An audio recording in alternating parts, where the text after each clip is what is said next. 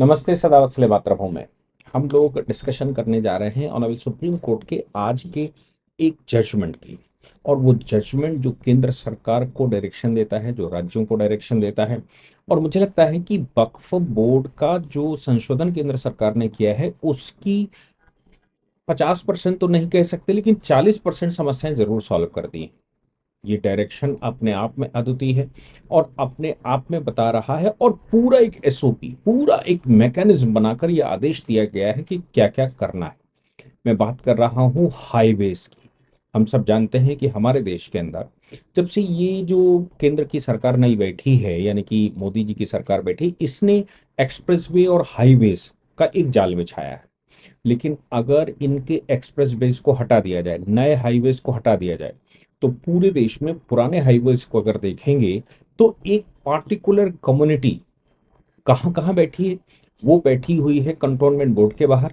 Cantonment board में उसने कब्जा करके रखा है। कंटोनमेंट बोर्ड से जो रास्ते जाते हैं वहां पर आर्मी के हेडक्वार्टर से जो रास्ते जाते हैं, एयरफोर्स के हेडक्वार्टर से जो रास्ते जाते हैं, खासतौर से बड़े हाईवेज जाते हैं। और एक अनुमानित सर्वे के अनुसार देश में 90% पुराने हाईवेज 2014 से पहले वाले 90% हाईवेज के किनारे एक पार्टिकुलर कम्युनिटी ने, चाहे 10 गुना पैसे देकर जमीन खरीदनी पड़ी हो, उन्होंने खरीद कर रखी है और उसके बाहर फिर वो हाईवेज पर बैठ गए।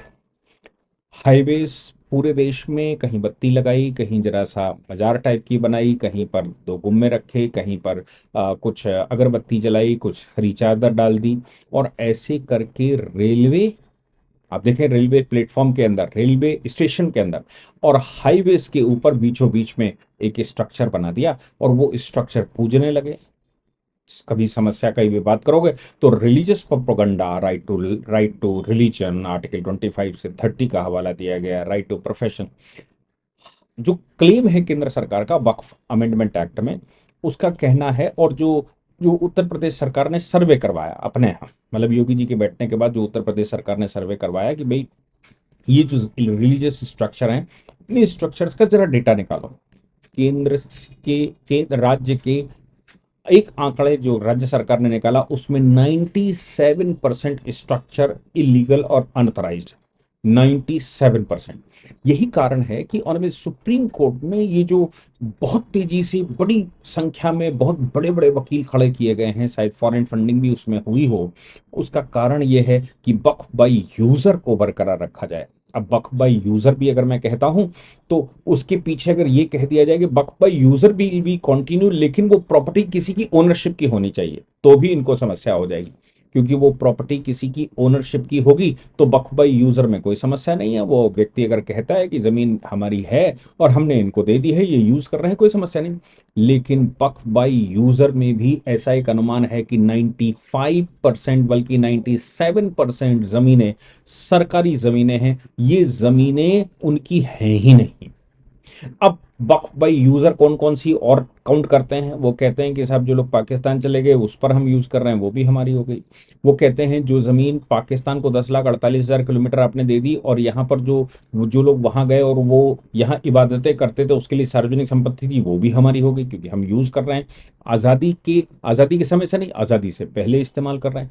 ऐसे तमाम तरह के प्रोपोगंडा देश में चलते हैं। यही कारण है वक्फ बाई यूजर बरकरार रखना है उनको। वक्फ बाई यूजर पर पूरी शक्ति लगानी है, वक्फ बाई यूजर उनको चाहिए। अब सुप्रीम कोर्ट ने आज जो जजमेंट दिया उसमें एक डिटेल्ड गाइडलाइन सुप्रीम कोर्ट ने दी है, और मुझे लगता है कि आप सभी का उसमें एक रोल तय किया, हमारे देश के प्रत्येक संभ्रांत नागरिक का रोल तय किया है सुप्रीम कोर्ट ने। और ये कहा है कि आपकी जिम्मेदारी बनती है कि इंक्रोचमेंट अगर हाईवेज पर कहीं पर हुआ है तो आप सूचना दें। केस का नाम अगर जानना चाहें, ज्ञान प्रकाश वर्सेस यूनियन ऑफ इंडिया।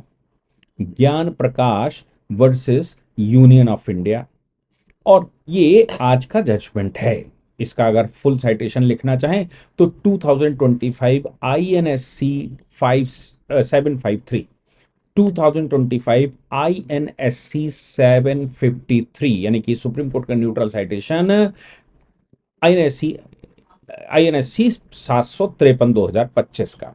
ये रिट पिटीशन नंबर लिखना चाहें तो 1272/2025। 2019, ज्ञान प्रकाश वर्सेस यूनियन ऑफ इंडिया।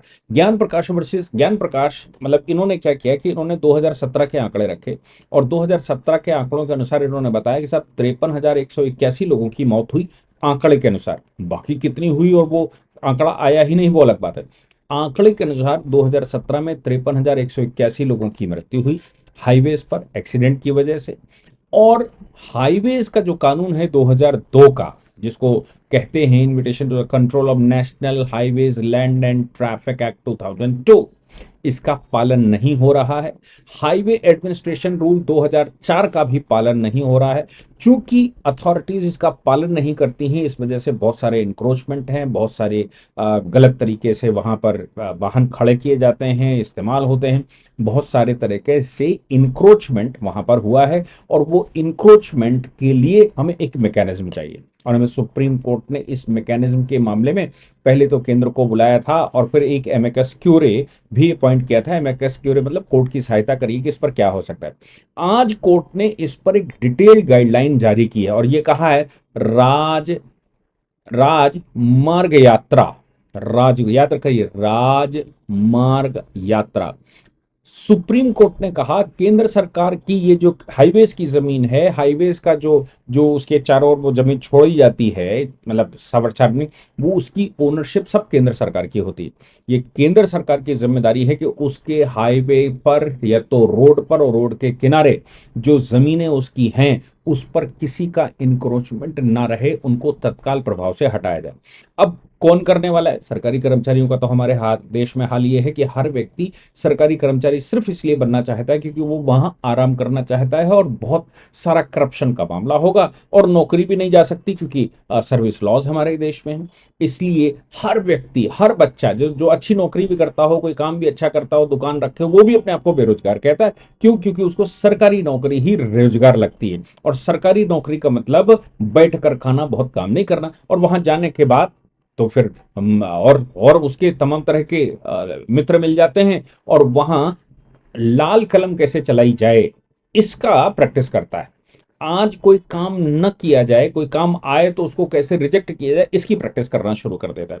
और मेरे को, मैं फंस के ना जाऊं, इस पर प्रैक्टिस शुरू कर देता है। हमको याद होगा कि अभी 6 महीने पहले ही, और अभी सुप्रीम कोर्ट ने गाइडलाइंस के दौरान ये भी कहा था कि अगर इंक्रोचमेंट होता है और कोई गड़बड़ी होती है तो जो officer incharge at that time है, जिस समय वो इंक्रोचमेंट हुआ, उसकी भी रिस्पॉन्सिबिलिटी बनाई जाएगी। उसके खिलाफ रिटायरमेंट होने के बाद भी उसके खिलाफ रिटायरमेंट होने के बाद भी उसके खिलाफ इंक्वायरी बिठाई जाएगी और उससे वसूली करी जाएगी, उसको पनिश किया जाएगा। ये ऑनरेबल सुप्रीम कोर्ट ने पीछे गाइडलाइन दी थी। लेकिन आज की गाइडलाइंस की अगर हम बात करें तो हाईवे एडमिनिस्ट्रेशन के सेक्शन 2002 के सेक्शन 3 के अनुसार उन्होंने कहा कि ज्वाइंट सेक्रेटरी हाईवेज 3 महीने के अंदर एफिडेविट दाखिल करें।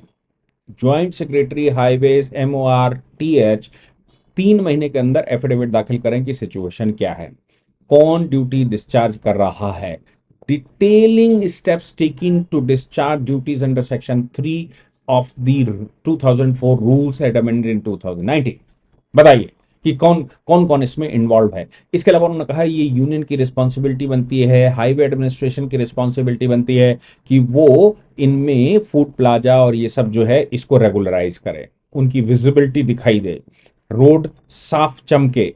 इसके अलावा joint secretary highways must file a detail of complaints received बाया ऐप। ये जो ऐप की बात कही गई है उसमें उन्होंने कहा कि ये जो ऐप है आप उसकी पब्लिसिटी करिए, ज्यादा से ज्यादा लोगों को मालूम पड़े। और इसके अलावा 1033 का जो नंबर है उसमें उसको उसको कैसे हाईलाइट कर सकते हैं, CCTV कैमरे लगाइए और इस पर एक रिपोर्ट तैयार करिए, इनके सर्वे करिए, इसकी पेट्रोलिंग की व्यवस्था करिए, इसकी हर बात की जानकारी आपके पास हो, इसकी व्यवस्था करिए। पेट्रोलिंग के साथ साथ राज्य सरकार की पुलिस का इस्तेमाल करिए, राज्य सरकार के अधिकारियों का इस्तेमाल करिए और उनकी सबकी रिस्पॉन्सिबिलिटी तय करिए कि हाईवे के ऊपर किसी प्रकार का कोई इंक्रोचमेंट ना होने पाए और अगर इंक्रोचमेंट हो गया है तो साफ करिए। हर व्यक्ति का फंडामेंटल राइट है कि वो अच्छे हाईवेज पर चले। हर व्यक्ति का फंडामेंटल राइट है कि हाईवेज के किनारे इंक्रोचमेंट, मतलब वो इंक्रोचमेंट की वजह से उसको तकलीफ ना हो। यानी कि केंद्र सरकार को ये डायरेक्शन दिया गया है कि हाईवेज पर या हाईवे की जो जमीन खाली पड़ी हुई है उस जमीन पर किसी प्रकार का कुछ भी इंक्रोचमेंट है तो उस इंक्रोचमेंट को खाली करिए, पब्लिक से कंप्लेंट्स लीजिए और ग्रीवांस की सेल बनाइए और उसको जियो टैगिंग के साथ, जियो टैगिंग का मतलब होता है जब आप ये यात्रा कर रहे हैं और रास्ते में किसी भी व्यक्ति को दिखाई दिया, किसी भी व्यक्ति को मालूम पड़ा कि नहीं साहब इसमें तो इंक्रोचमेंट है, तो राजमार्ग यात्रा ऐप खोलिए, उसकी फोटो खींचिए, फोटो अपने आप जियो टैगिंग कर लेगी, उस स्थान को चिन्हित कर लेगी और वो आप हाईवे अथॉरिटी को भेज दीजिए। हाईवे अथॉरिटी को जाने के बाद हाईवे अथॉरिटी उस पर काम करेगी, उसकी क्रॉस चेकिंग मैनेजमेंट में उसकी क्रॉस चेकिंग के लिए कुछ मैकेनिज्म बनाइए और हाईवे का इंक्रोचमेंट 100% खाली करिए। अब ये हाईवे का इंक्रोचमेंट 100% खाली करिए का मतलब क्या है? किनारे किसी ने भी कुछ भी टीन टप्पल डालकर एक मजार बना ली थी, किनारे किसी ने भी कोई एक रिलीजियस स्ट्रक्चर बना लिया था, किनारे रोहिंग्या बांग्लादेशियों ने झोपड़ियां डाल ली थी, देश के वो लोग जो कहीं से भी चले और वहां हल्द्वानी में जाकर रेलवे के किनारे रहने लगे, उनको इंक्रोचमेंट करके रखा है। तो अब केवल रेलवे का इंक्रोचमेंट नहीं, एक बात समझ लीजिए कि रेलवे एक्ट के तहत कोई इंक्रोचमेंट हो ही नहीं सकता, रेलवे जब चाहेगी तो बुलडोजर लगा कर गिरा देगी। वो अलग मामला है कि कुछ विशेष मामले सुप्रीम कोर्ट में आ जाते हैं, सुप्रीम कोर्ट भी उसको स्टे दे देता है, लेकिन यहां पर डिटेल गाइडलाइन सुप्रीम कोर्ट ने जारी करते हुए ये आगाह कर दिया है कि राजमार्ग यात्रा ऐप हर एक व्यक्ति डाउनलोड करे और हर एक व्यक्ति डाउनलोड करे ऐसा सुनिश्चित भी सरकार करेगी। सरकार इसकी पब्लिसिटी जितनी ज्यादा कर सकती है, सरकार इसके मामले में विजिबिलिटी जितनी ला सकती है, सरकार इन रूल्स को लोगों को ज्यादा से ज्यादा बता सकती है, ये सब कुछ होना तय किया गया है और ये रिस्पॉन्सिबिलिटी मेरी और आपकी बनती है कि राजमार्ग के किनारे अगर इस प्रकार का कोई इंक्रोचमेंट मिलता है तो हम राजमार्ग यात्रा ऐप खोलें, वहां की फोटो खींचें, जियो टैगिंग करें और उसको डिपार्टमेंट को डाल दें और उसकी ग्रीवेंस जो है वो ट्रैकिंग की भी व्यवस्था हो, उसके फीडबैक मैकेनिज्म की भी व्यवस्था हो। मुझे लगता है कि अभी ये इसको थोड़ा सा अगर एक्सटेंड कर दिया जाए और बाकी के जो स्टेट हाईवेज हैं उन पर भी, ये राज्य सरकारें कर सकती हैं, स्टेट हाईवेज पर भी लागू कर सकती हैं। और इसके अलावा पब्लिक प्रॉपर्टी जैसे रामलीला मैदान कहीं पर पड़ा हुआ है, वहां मालूम पड़े दुकानें ही लगने जा रहे हैं, रामलीला होते समय खाली हो जाती 3 दिन के और वहां पर वो इंक्रोचमेंट हुए पड़ा है।